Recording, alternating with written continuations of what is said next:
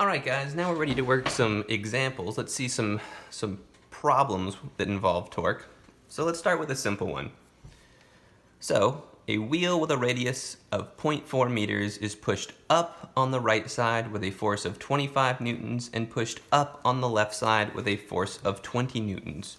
What is the resulting torque? Really, this is asking for net torque. What is the net torque? So we have a wheel. We know this wheel has a radius of 0.4 meters. It rotates from the center.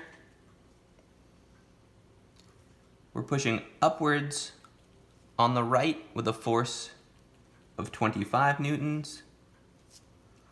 We're pushing upwards on the left with a force of 20 newtons. And even though we're pushing up in both situations, one of these is a positive torque, one of these is a negative torque. Pushing up on the right causes counterclockwise motion. That will cause a positive torque. Pushing up on the left causes clockwise motion. That would be a negative torque. So when we go to compute the net torque, tau net is tau counterclockwise minus tau clockwise. Our counterclockwise torques, well, those come from F1. F1 times L1, and then the clockwise torques come from F2. We're going to subtract F2, L2. And what are those lengths? Well, L1, 0.4 meters from where it rotates.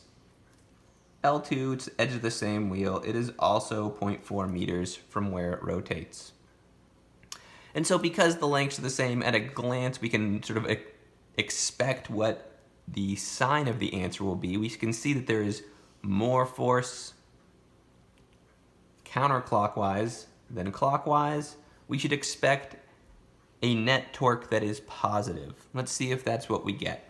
So, net torque, F1, 25 newtons, times L1, 0.4 meters, minus F2, 20 newtons, times L2, which is also 0.4 meters.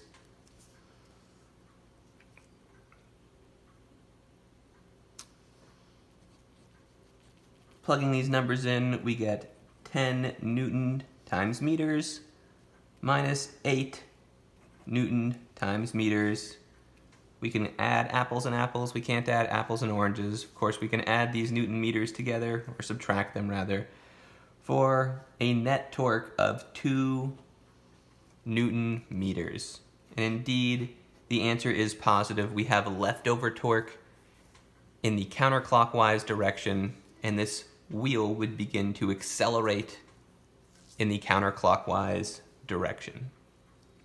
So that's an intro example, just a first basic idea, show you how to compute torques and how to combine them into a net torque. Next, we're going to look at a bicep curl. So stay tuned for our next video.